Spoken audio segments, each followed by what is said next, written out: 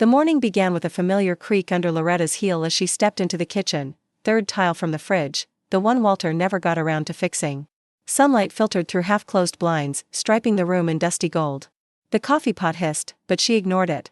Her hands were full with a manila envelope that had lived in her drawer for 2 years, untouched until today. Loretta sat at the small oak table.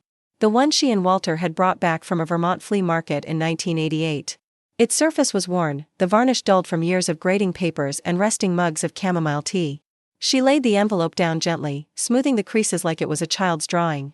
Her fingers hovered, hesitant, before finally pulling out the document. The judge's signature stared back at her, black ink, slightly faded, but undeniably real, the eviction order, not for her, but from her. Issued in her name. 2 years ago, she'd fought off a different man who'd tried to claim her house. That battle had been private, quiet, waged over letters and hearings, no courtroom whispers or dismissive smirks. She had won. The judge had ruled in her favor. The papers were clear, but now she was back in the same fight, only this time, everything felt louder, meaner. The developer was bigger. The lawyers wore glossier shoes. And the judge? The judge didn't even look up the first time she'd spoken. Just rolled his eyes and said, "You're clearly delusional." She'd stared at him, stunned. The laughter from the back of the room, low, smug, had stung more than she'd expected. But she hadn't argued. Not then. Not without this. Loretta slid the document back into the envelope. Her hand trembled slightly as she zipped up her cardigan. Outside, the neighborhood was waking. The rumble of the number 36 bus hummed in the distance. A kid whizzed by on a scooter, yelling something about Pop-Tarts. She smiled faintly. This house had life in it. 31 years of it. Every crack in the wall had a memory. The corner by the window still smelled faintly of Walter's aftershave when the sun hit it just right. It was hers. By 9 a.m., she stood on the courthouse steps.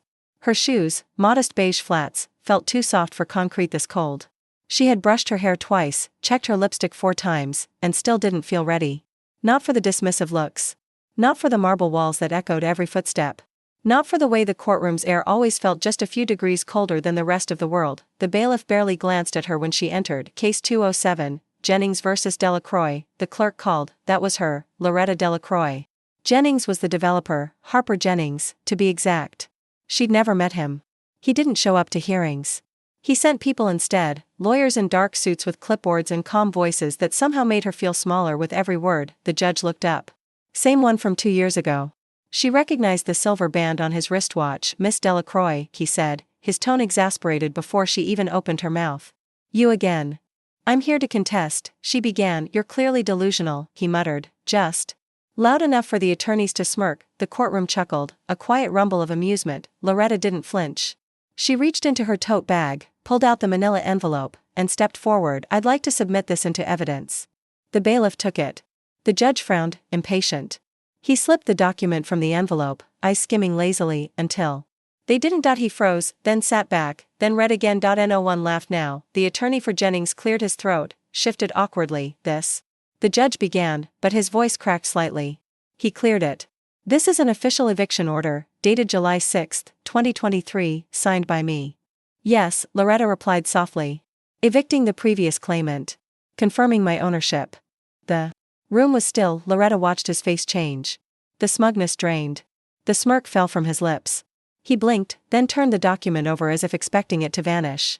But it didn't. I don't recall," he began, but she interrupted gently. "I do. I kept every letter. Every hearing notice. Every copy. I filed the appeal myself.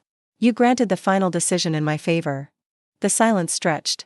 Then the judge set the document down slowly. "We'll take a recess," he muttered. The gavel hit the desk with less confidence than it had 30 minutes earlier. As the courtroom emptied, Loretta remained seated. She let her hands fall into her lap. Her heartbeat still thudded against her ribs, but it was quieter now. Measured. Solid. Outside, the clouds had shifted, letting a line of light fall through the window and across her lap. It was far from over. But she had been heard, and that, for now, was enough. The courthouse cafeteria smelled like overcooked eggs and burnt coffee. Loretta sat alone at a back table, the manila envelope tucked neatly beside her tray. She hadn't eaten anything, just stirred the tea until it went cold. Her hands were steady now, but her mind was anything but. The document had landed like a thunderclap. She could still feel the silence that followed it, the way eyes had flicked toward her, not with sympathy, not yet, but with curiosity. The kind of shift that happens when the story people assumed begins to unravel. She sipped the cold tea, grimaced, and looked out the window. Across the street was a building she'd once taught in, a charter school now, but it used to be Roosevelt Elementary. She'd stood in room 14B for 23 years. Grammar, history, art on Fridays. Kids used to draw their families in crayon and hand her pictures of herself with giant glasses and purple skirts. Back then, she had a rhythm. A plan. Walter had still been alive, sitting on the porch every afternoon waiting for her with the newspaper folded just right. After his heart attack, she thought everything would fall apart. And it had, just not all at once. Not until the letters started arriving. It began innocently, a notice of property boundary review. Then a new tax assessment. Then a claim of improper title transfer. Then Jennings. Harper Jennings was a name she didn't recognize at first. The first letter came from a firm called Claymore Holdings. She thought it was spam. But then came the second, marked urgent. And then someone knocked on her door, a woman with a clipboard and a fake smile. "I'm here to do a visual survey of the property," she'd said. Loretta had refused to let her in. By the third letter, they were calling her an occupant. Not the owner. Just a person within the property. The language was deliberate, slippery. She fought it. Spent long hours in the library reading housing law, talking to friends of Walter's who had once worked in real estate. She filed a motion, then another. And eventually, miraculously, won. The previous claimant backed off after the eviction order was finalized. She'd thought that was the end, but people like Harper Jennings didn't go away. They multiplied.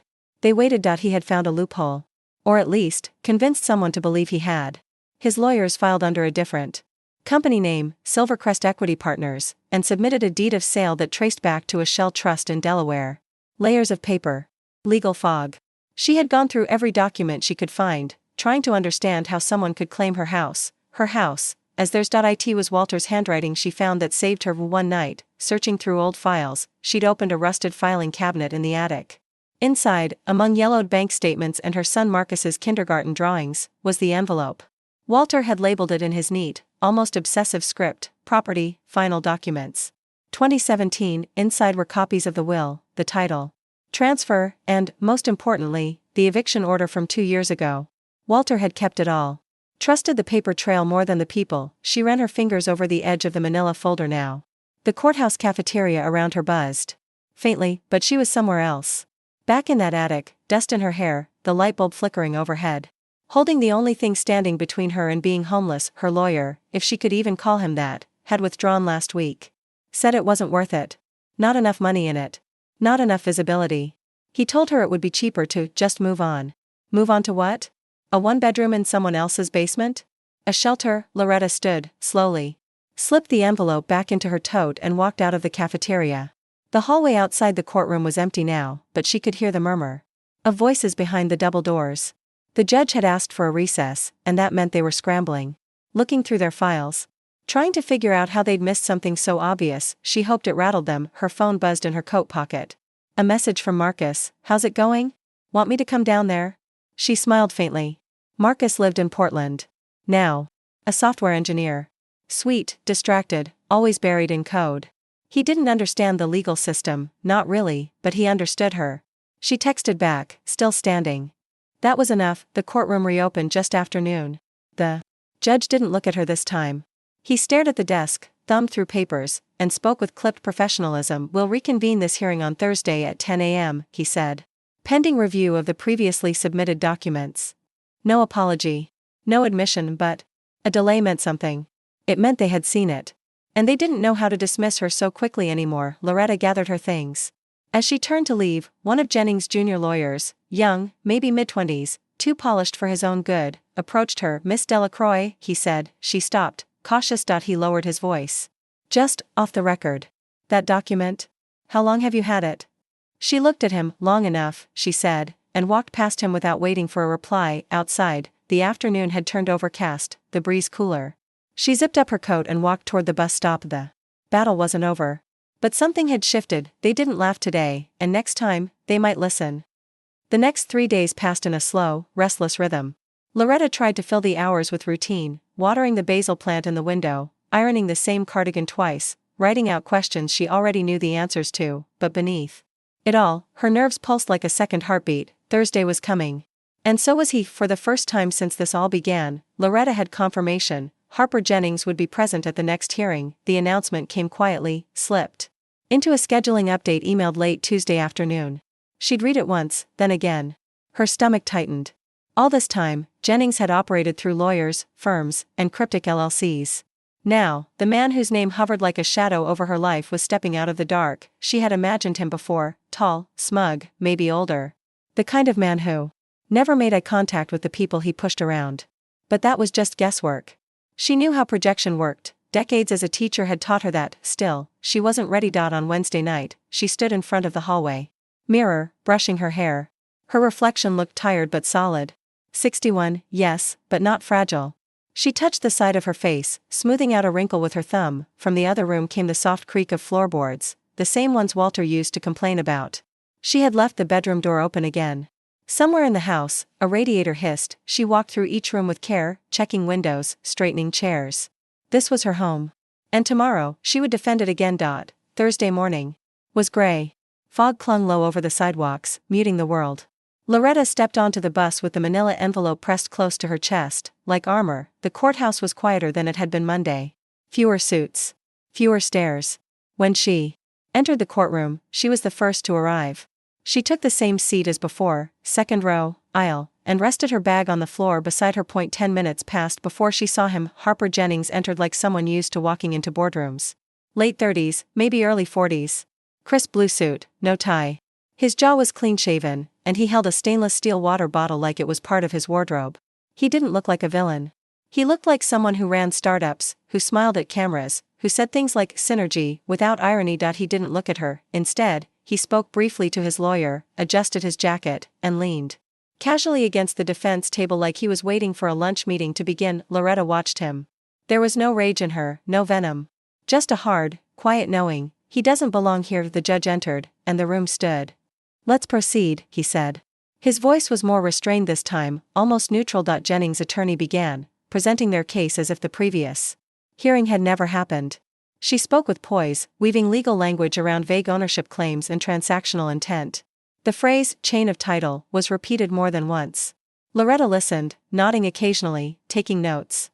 Even when she didn't need to. Then it was her turn. She stood. Her cardigan was buttoned all the way up. Her voice, clear. Your Honor, I have lived in this home since 1993. My husband and I purchased it legally. He passed in 2017. All transfers of ownership were filed and recorded. The document I submitted Monday, the eviction order from 2023, was your own judgment, confirming my legal right to remain in the property and removing the previous fraudulent claimant. The judge shifted slightly, lips pressed together. Loretta continued. I have here the deed, Walter's will, utility records in my name spanning 30 years, and the title transfer documents from our original mortgage.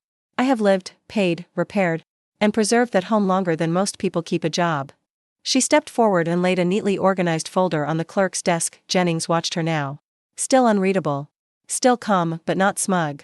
Your Honor, his lawyer said after a moment. While we acknowledge the document submitted by Miss Delacroix, we maintain that the broader question of ownership remains contested due to a potential clerical misfiling in, no. The judge interrupted, silenced. He adjusted his glasses and looked directly at Loretta. The court recognizes Miss Delacroix's submitted evidence and prior ruling. I see no grounds to relitigate this claim under a different LLC. Mr. Jennings, your case rests on a dubious acquisition path that this court has already rejected once.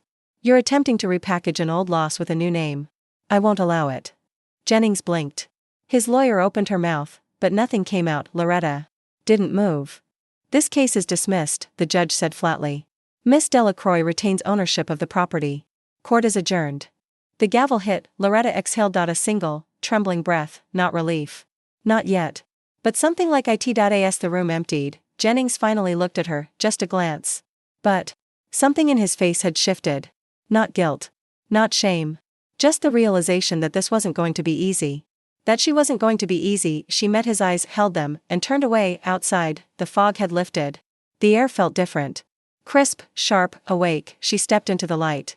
The house was colder than she remembered. Loretta unlocked the door and stepped inside with her tote still over her shoulder. The air smelled faintly of old wood and last week's leftover soup. She didn't turn on the lights right away. Just stood in the foyer, listening. She was home legally. Officially. Undeniably, but it didn't feel like a victory. Not yet. She dropped the bag onto the bench near the door and walked through each room slowly, touching things. The corner of the bookshelf where Walter had carved a little W+D, the radiator in the dining room that still whined before kicking in, the kitchen light that flickered twice before staying on. Everything looked the same. And yet, there was a notice on her front steps folded once, wedged beneath the doormat. Not an envelope, a single-page flyer printed on cheap paper, half wet from dew. Property improvement opportunity was written across the top below. It, a stylized rendering of her house, cleaned up, painted white, with modern windows and a manicured lawn. The flyer listed coming renovations to increase neighborhood value and included a generic phone number and a website link that didn't load when she tried it later. No names. No company. No signature. She stared at the flyer for a long time before slipping it into the drawer beside her oven. That night, she heard the truck. It was close to midnight when she woke. A low engine rumble. She peered through the blinds and saw a black pickup idling across the street. Lights off. Engine on. She watched for nearly 10 minutes. No one got out. Eventually, the engine faded and the truck rolled off down the block. Loretta didn't sleep after that. By morning, she was at the local housing office, standing behind a young man who seemed barely old enough to shave. His name tag read Kyle. I just want to confirm that the court's ruling has been entered into your system, Loretta said, sliding the certified judgment across the counter. Kyle blinked slowly. What's this for again? I need the public record to reflect that I am the uncontested owner. There's been confusion before, and I'm trying to prevent further, ma'am. The system's kind of slow right now. These things take a few weeks sometimes. We can't manually override it unless there's a formal inquiry. There was a formal inquiry, she said. I just won it. He shrugged. We'll process it when it cycles through. No apology. No urgency, just a system humming lazily while her life sat in a folder somewhere. She walked out of the office without saying another word. By afternoon, she was raking leaves in the front yard when she heard someone call out, Miss Delacroix. She turned. It was Eleanor Bellamy, her neighbor from across the street. A short woman with silver curls and orthopedic sneakers. Eleanor was in her late 70s and had lived on the block even longer than Loretta. I saw you in the news, Eleanor said. Didn't realize the hearing was your case until I saw that clip online. They didn't show much, just said you handed some paper to the judge and made everyone look stupid. Loretta chuckled. I wouldn't say that. Eleanor stepped closer, her voice lowering. I would. They stood quietly for a moment, looking at Loretta's porch. You know, Eleanor said, 3 houses on this block were sold last spring. All cash offers. No inspections. Then they gutted the interiors and listed them for triple. Now they're sitting empty. I know, Loretta replied. I've been getting flyers since February. Eleanor's face darkened. You ever need anything, you come to me. Don't wait for the city to protect you. We've seen what that looks like. Loretta nodded, a quiet lump rising in her throat. She hadn't realized how alone she'd felt until Eleanor said it out loud. That night, she made tea and opened her laptop. No new emails. No updates. But a notification from a neighborhood group she rarely checked popped up. Break-in on Dorset Avenue, West Elm and 19th. That was 2 streets over.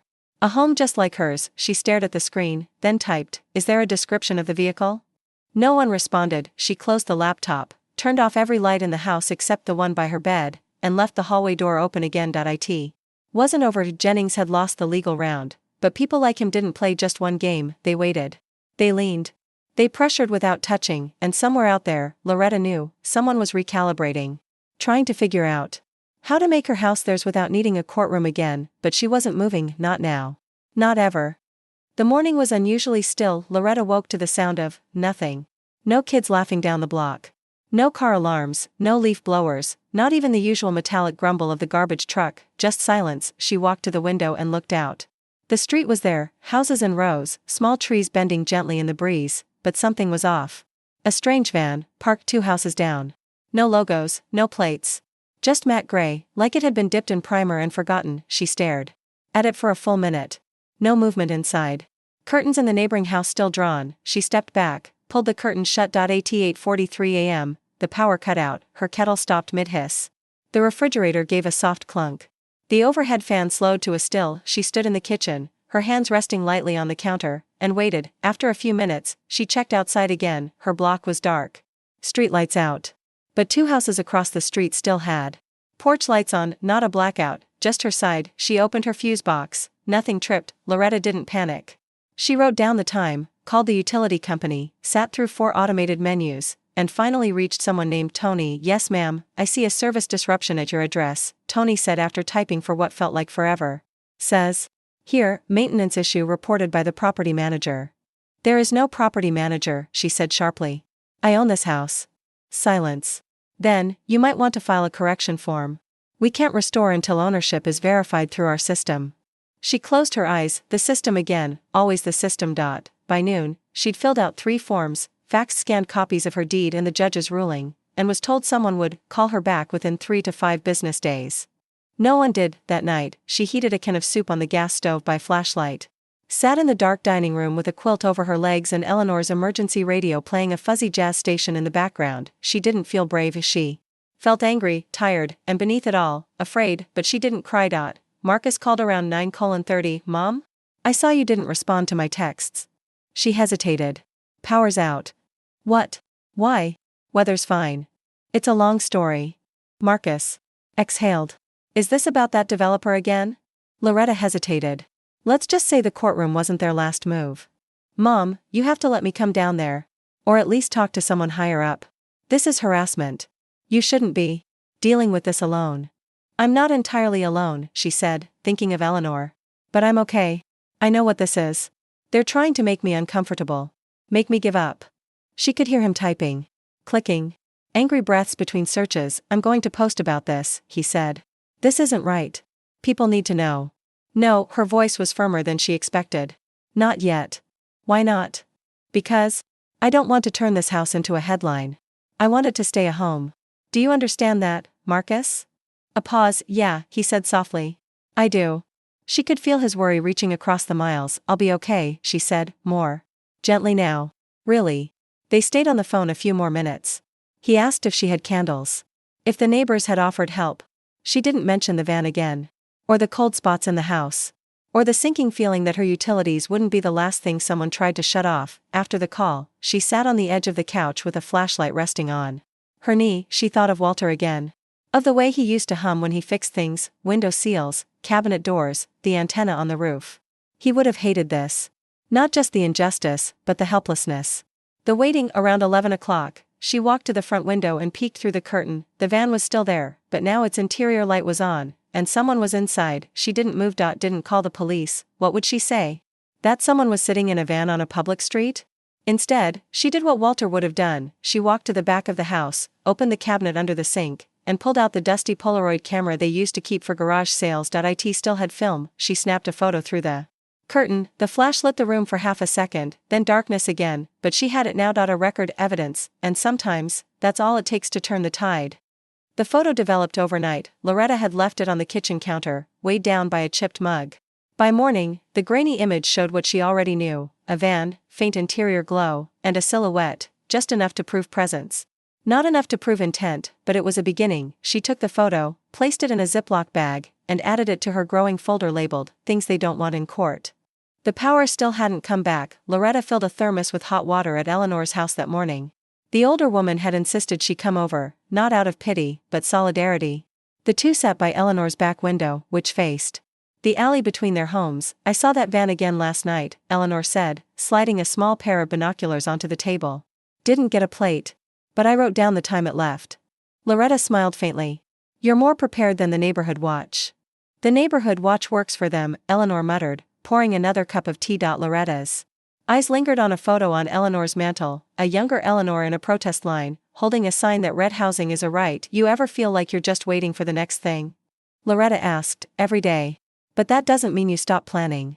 And that was the difference. Fear had kept Loretta in a loop, responding, defending, dodging.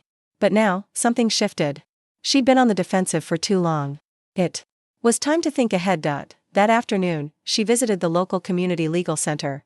Not the fancy law firm that had dropped her months ago. This was a non-profit office wedged between a laundromat and a check-cashing place, with fluorescent lights and the faint smell of old carpet. She asked for someone who dealt with housing intimidation. They gave her a clipboard and a long wait. 2 hours later, a young woman called her name. "Ms. Delacroix?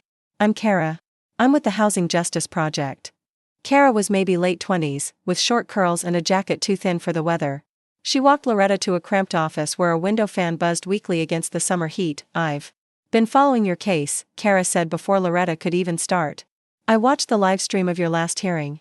That moment with the eviction order? That was incredible. Loretta blinked. It didn't feel incredible. It felt like survival. That's exactly why it was. They talked for over an hour. Loretta told her about the flyers, the van, the fake property manager report. Kara listened without interrupting. When Loretta handed her the Polaroid, Kara smiled grimly. You've got more evidence than half the cases we take on, she said. This isn't just harassment. This is a coordinated pressure tactic. I've seen it before, file paperwork under different shell LLCs, mess with services, make the home unlivable until the owner gives up. I'm not giving up, Loretta said quietly. I can help, Kara replied. But I need permission to go public. To bring attention. To name names. Loretta hesitated. She thought of Marcus. Of Eleanor. Of the van. She thought of Walter. Let me think on it, she said. Kara nodded. Of course. But the longer they think you're alone, the bolder they'll get. That night, Loretta returned home to find the porch light back on. No call. No notice. No apology from the utility company, just light, like nothing had happened. She checked the breaker. Nothing changed. The system had simply resolved itself without her, but now, she had records. Notes. Witnesses. A timeline. And a name, Kara. Loretta opened her laptop. Searched for Silvercrest Equity Partners. Nothing direct, just web after web of companies with generic names and vague mission statements about revitalizing communities and unlocking underutilized spaces. She clicked through them one by one, creating a handwritten map on a yellow notepad.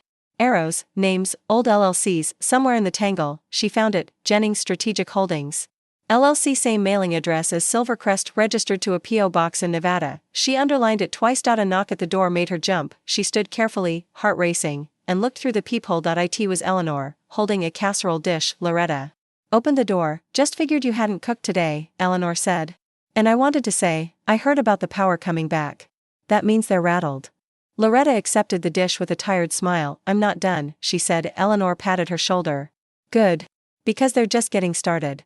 Inside, Loretta sat down at the table, turned on the lamp, and looked at her notes again. There was a storm coming, but now she had a flashlight. A file folder. And names, real ones. For the first time in months, Loretta felt not just prepared, but armed. It started with a headline Loretta had agreed to it the night before, after rereading the flyer, after watching the van reappear and leave again. After Eleanor called her at 11:43 p.m. to say, you don't owe them your silence. So when Kara sent over the draft story for review, Loretta didn't change a word. Retired Teacher Fights Developers' Quiet War for Her Home, by Kara Belling, Housing Justice Project. It wasn't dramatic. It didn't need to be. Kara had written it plainly, how Loretta had lived in her home for over 3 decades, how her husband had died and left her everything. How a company called Silvercrest Equity Partners, tied to the elusive Harper Jennings, had filed multiple ownership claims, each one more oblique than the last, and how, when the judge had tried to dismiss her, Loretta had calmly produced the court-signed eviction order that stopped the room cold. By noon, the article was trending in 3 local Facebook groups. By 3 p.m., it was on the homepage of a neighborhood news blog. Kara texted her screenshots, retweets, comments, one person tagging a city council member. Loretta didn't respond at first.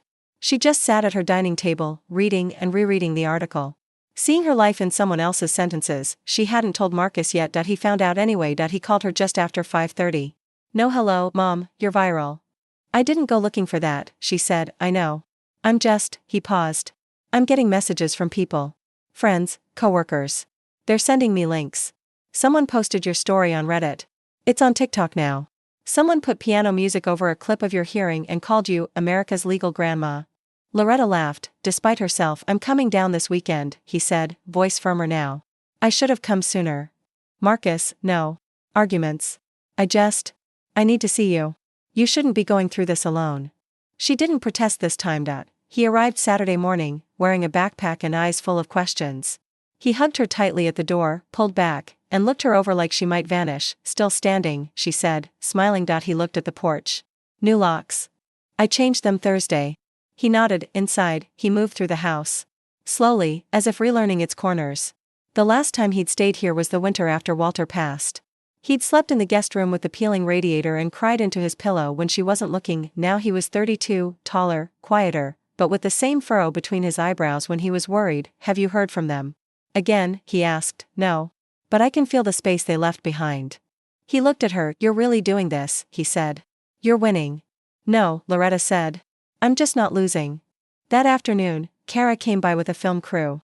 A small team, just a camera person and a boom mic operator, but the sight of equipment in her living room made Loretta's chest tighten. This isn't TV, Kara reassured her.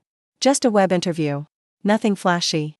But you'd be surprised how fast a calm voice in a warm room spreads. They set up in the kitchen, in front of the open window where the light made everything soft. Kara sat beside the camera, nodding gently as Loretta answered questions. No makeup. No sound bites. Just truth. I stayed because it was mine, she said at one point. Because my husband built this house with his weekends. Because I graded essays at this table and watched my son open Christmas gifts on this floor. And because if I left, someone else would be next. After they packed up, Kara handed Loretta a flash drive, just in case they try to spin this. You have your own copy. That night, Marcus made spaghetti. They ate at the same table she'd once used for lesson planning. The silence between them wasn't heavy, just full. At one point, he reached into his jacket and pulled out a folded piece of paper. What's that? She asked. He hesitated, then handed it over. It was a printout of an email thread. Subject, Jennings Strategic Holdings / residency discrepancy. A brief exchange between someone in municipal records and a junior analyst at a real estate database. Marcus subscribed to for work. The last line read, multiple aliases under the Jennings entity have been flagged. Review pending. Loretta looked up. You found this? I asked the right person the right question at the right time, Marcus said. I thought it might help. She reached across the table and squeezed his hand. I knew you'd come. When it mattered. He smiled. You've always known what matters, Mom. By the time the video interview went live on Sunday evening, the comments started pouring in. This is exactly what's happening in my neighborhood. They tried this on my grandma in Kansas. Loretta for city council. She's not just defending a house. She's defending history. Loretta didn't reply to any of them, she simply watched. And felt, for the first time, that her voice had reached further than the walls of a courtroom, and now, someone was listening. By Monday morning, the letters began again, not legal filings. Not envelopes from firms. Just thin white paper, slipped through the mail slot by hand. No return address. You're embarrassing yourself. You don't speak for the neighborhood. You're not a victim, you're a squatter with a story. Loretta read each one with the same calm she used when grading midterm essays. No punctuation in one, bad grammar in another. Printed on cheap stock. No fingerprints, at least none she could see. She folded them, placed them in the drawer with the others. Added the day and time. Across the street, Eleanor swept her steps. With purpose. When Loretta stepped outside to water her planters, Eleanor didn't wave, she just nodded, once, firm. They were past pleasantries now. This was resistance by routine, but Loretta felt it creeping in, the exhaustion. The way every supportive comment online now sat beside something venomous. On the news blog that had first run her story, a new op-ed had appeared that morning, the myth of the neighborhood hero, how sentimentality stalls progress, guest column by Harper Jennings. He never mentioned her by name. Never used the word delusional. He didn't need to, the column was all implication. Communities must evolve. Resistance to development often stems from misinformation and fear. A single emotionally compelling anecdote should not override the broader data. It was smart. Controlled. Smug, Loretta sat at her table with a printout of the article and underlined each sentence that twisted truth into something shapeless. Not out of rage, out of necessity. When Marcus came into the kitchen with his coffee, she handed it to him. He scanned it, jaw tightening. So this is how he plays it now. Public erasure, she said. With a tone of professionalism. Want me to respond? No, she said. Not yet. But others had already started responding. By Tuesday, Kara forwarded Loretta a string of anonymous emails sent to the Housing Justice Project's press inbox. The messages accused Loretta of falsifying documents, of hoarding property, of deliberately obstructing economic opportunity for marginalized buyers. Kara was livid. They're trying to flip the script, she said over the phone. Make you the villain. Pretend this is about accessibility and not about flipping homes for profit. I expected this, Loretta said. But it's not about me anymore. Exactly, Kara replied. And that's what scares them. Later that afternoon, a city council aide emailed Kara a quiet heads up. Jennings has scheduled a closed-door meeting with 2 city zoning reps this Thursday. Not officially logged. But it's happening. Loretta read the message twice. They're laying new groundwork, she murmured. Even after losing. Marcus frowned. What can we do? We make it visible. So they planned. Loretta and Kara drafted a formal public statement, one that recentered the story around facts, not feeling. They included the court documents, property tax receipts, scanned utility bills from 1994 to present. All posted on a simple public archive, delacroixhouse.info. The next day, they shared it. "This is not just my story," Loretta wrote. "It's one example of how power hides in paperwork. Of how ownership is framed as a luxury when it should be a right. If they can question my history, they can erase yours next." It went viral again. This time faster. This time, journalists called. Loretta declined most interviews, but she said yes to one, a sit-down with a trusted local NPR affiliate. "Quiet. Civil, real," the host asked softly. "Do you ever regret speaking out?" Loretta paused. "No," she said. "But I regret that it had to be me." Thursday came, the van returned. This time, Marcus was waiting. He walked out in broad daylight and stood in front of it with his phone recording. The engine started. The van pulled away. No confrontation. But a message sent. They were watching, but now, they were being watched back. Late that night, Loretta couldn't sleep. She walked through the house in socks, touching door frames, brushing her fingers. Across the glass of a photo, her, Walter, and a young Marcus on the front steps. That same porch. That same light. She stood at the window and looked out over the street. Empty. For now, she wasn't safe. Not really, but she was visible, and visibility, she realized, was its own kind of shield. It began with a whistleblower, not a dramatic leak. Just a quiet email, sent to Kara at 2:04 a.m. on a Friday. "You didn't hear this from me, but if you're looking into Jennings, start with the 2019 rezoning map for Westwood District. And ask why Silvercrest listed 3 ownerships under one parcel ID. No name. No signature.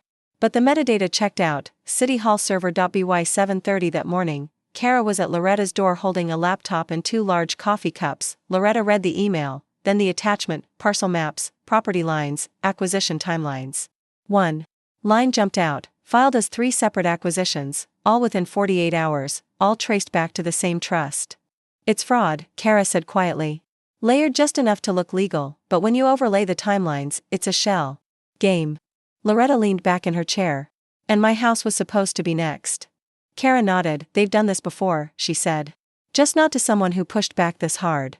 By noon, the Housing Justice Project had drafted a formal complaint and submitted it to the City Ethics Board. Kara also sent it, anonymously, to 3 journalists who'd been following Loretta's case. One of them called that afternoon. "I can't publish yet," the reporter said, "but Jennings is nervous. His firm issued a statement this morning about miscommunication between holding entities. It's legalese for damage control." Loretta sat in silence after the call, the phone still in her hand. She wasn't excited. She wasn't relieved. She was watching, because that's what she'd learned to do. Watch for patterns. For tells. For the shift in someone's tone just before they claimed they couldn't help. This felt like that, the beginning of unraveling. The edge of something. Marcus stayed another week. He worked remotely from her dining room table, headphones in, laptop open, but every so often, he'd look up and say, "Mom. It's happening. You started something." She wasn't sure how to respond. Her days had become a rotation: morning coffee with Eleanor, inbox checks with Kara, interviews she politely declined, and a strange new presence of people walking by her house more slowly than usual. Some came to see if she was real, some to see if she would crack. She didn't, not when the local newspaper ran a follow-up story: developer under scrutiny for property shell scheme. City council calls for transparency. Not when Jennings issued a press statement saying, "We believe in strong communities and support homeowners' rights." And not when a zoning board rep, someone who hadn't returned her calls in weeks, emailed to request a formal sit-down. Loretta's hands trembled as she read that one.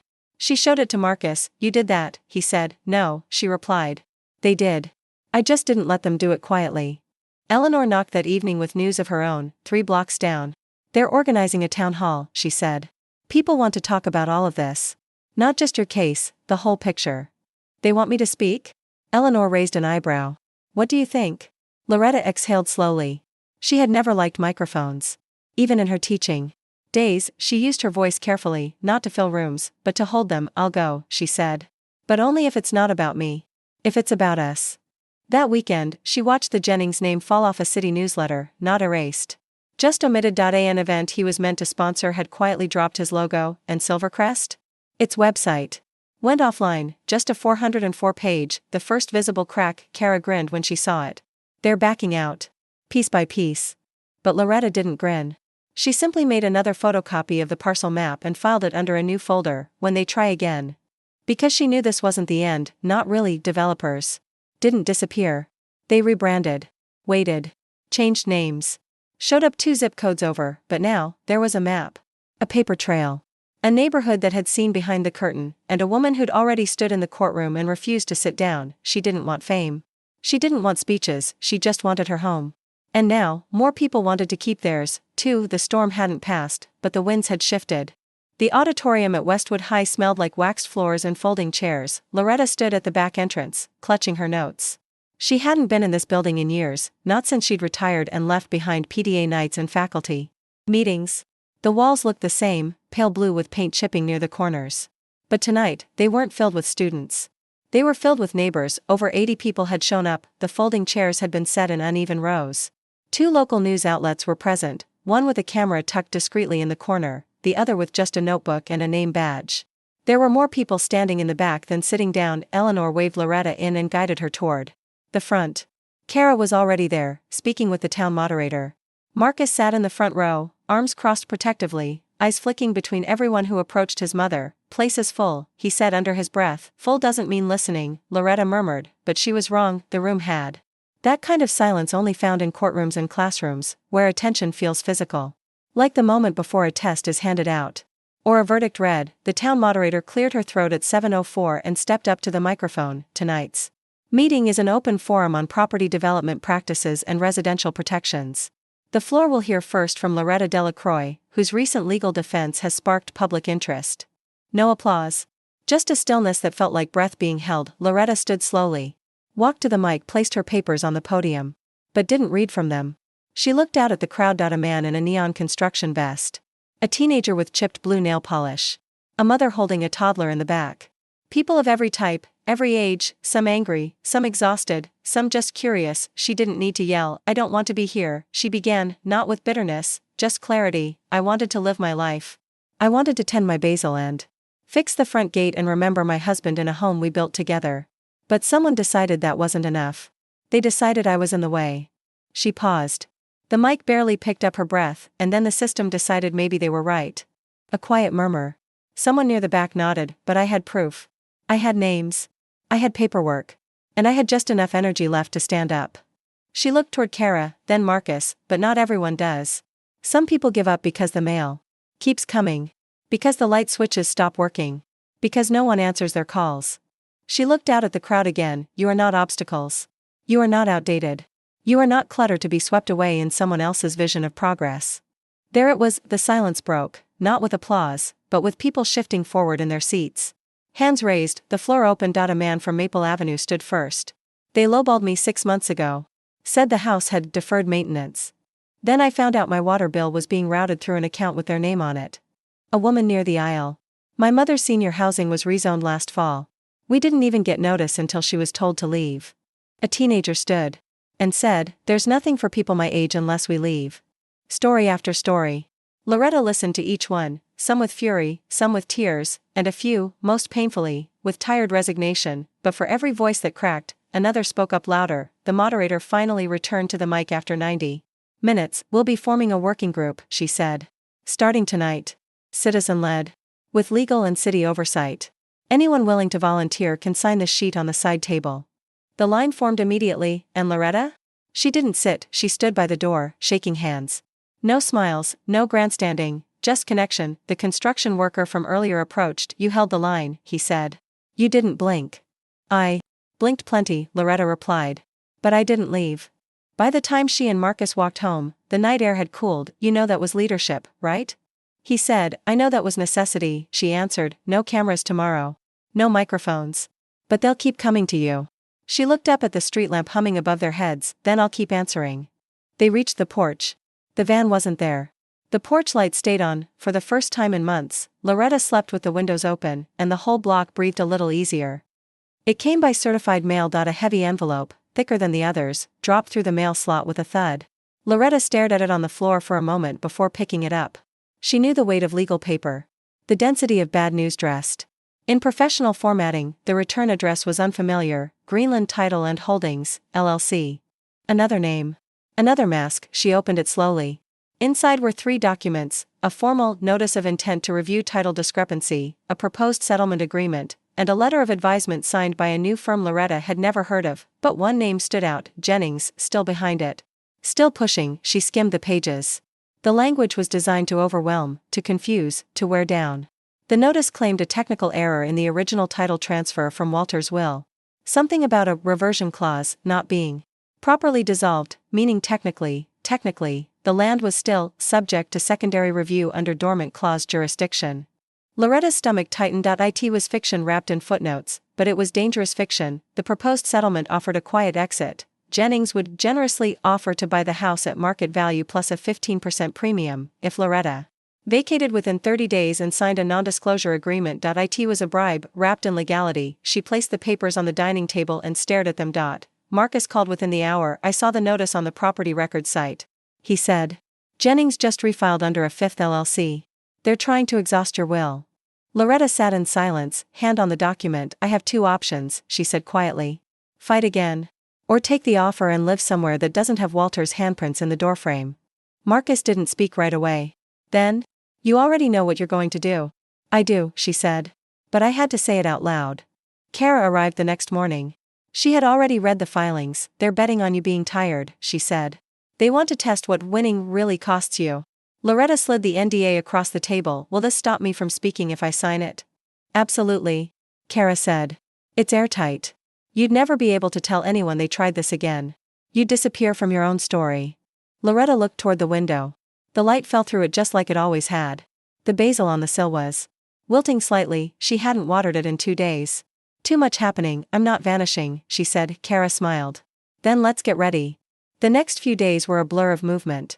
Loretta filed a formal objection with the zoning review office, submitted a motion to dismiss the title dispute based on prior judgment, and wrote a detailed personal statement with Marcus's help that attached copies of every previous ruling, but it wasn't enough to just defend. Not anymore. She and Kara went to the press, not with a plea, but with proof. The new article hit Monday morning. Delacroix under threat again. Developer repackages old defeat as new dispute. This time, the public wasn't patient. A city councilwoman issued a press statement demanding an immediate investigation into Greenland title and holdings. The mayor's office released a brief but pointed tweet. If you lose in court, you don't get to buy silence. We stand with homeowners. By Tuesday, the filings had stalled. Jennings had gone quiet. Not defeated, but cornered. Loretta walked through her house that night with a flashlight, not because the power was out, but because she wanted to see it the way Walter once did. Carefully. Piece by piece, the uneven floorboard. In the hall. The pencil marks on the kitchen doorframe where Marcus had grown 2 inches in a summer. The hairline crack in the bathroom mirror. The loose tile in the entryway they'd always meant to fix. This house wasn't perfect, but it was. True.it held more than memories. It held proof, and now, that proof was public. The following morning, Loretta received a short letter on thick linen paper. No legal formatting. Just one sentence, in clean serif font. Greenland Holdings withdraws its inquiry into the property known as 714, Alder Lane effective immediately. No apology. No explanation, just surrender. Loretta folded the letter and slipped it into the back of her file, not as a trophy. As a warning, because someone else, on some other street, would face this next, but now they'd have a record. A name. A trail, and a voice that had spoken clearly, without ever raising it. One chapter left, and then, maybe, rest. The first morning Loretta didn't check the mail. She realized she'd won, not because there weren't new threats waiting. There would always be something, a loophole, a policy shift, a new LLC with old ambitions. But because she no longer lived in anticipation of the next blow. She woke when the sun touched the kitchen windows. She boiled water without glancing at her phone. She stepped onto the porch in her robe, barefoot, and watered the basil plant with one hand while holding a mug of chamomile in the other. The street was still. And that stillness wasn't loaded anymore. It was peace. The town hall committee met every other Thursday now, half in person, half on Zoom. Loretta didn't attend every meeting, but when she did, people listened. Not because she spoke often, but because when she did, she meant it. She wasn't a politician. She wasn't a media figure. She was something rarer, a survivor who'd stayed point one evening. A young woman named Kiera, a tenant from across town, spoke about being pressured to sign an early lease termination by a developer offering grocery store gift cards. Loretta didn't interrupt. She waited. Let her finish, then she leaned into the mic and said, "Keep your receipts. All of them. Even if they seem silly. Paper is a wall they can't walk through." That line became a hand-painted sign outside Kiera's apartment complex. 2 weeks later. Paper is a wall they can't walk through. LD, Jennings never returned. At least not visibly. Silvercrest dissolved. Greenland rebranded. The van stopped coming, but the house on Alder Lane remained. Every so often, a stranger would pass by slowly. Some knocked, most didn't. But Loretta noticed them. Young couples looking wide-eyed at the porch. A middle-aged man with a camera, who whispered something to his friend before walking away. One day, a package arrived with no return address. Inside was a book, How the Neighborhood Fought Back, a true story of one house and one woman, self-published. Cheap binding. But the dedication read, for Loretta Delacroix, who reminded us that some homes are held up by more than walls. She placed it on the shelf between Walter's copy of Catcher in the Rye and Marcus's third-grade science trophy. Marcus visited less now, not because he didn't care, but because he finally knew he didn't need to. She was okay. He still called. Still sent little packages, a new kettle, a better flashlight, a smart doorbell she never installed. She kept them all. Just in case. On the 1-year anniversary of the final filing withdrawal, Eleanor hosted a block picnic. Loretta made lemon bars. Someone brought a small poster board collage of newspaper clippings and photos. In the center, a grainy shot of Loretta standing in front of her house, envelope in hand. From that first courtroom hearing, someone had written in marker, "She stayed."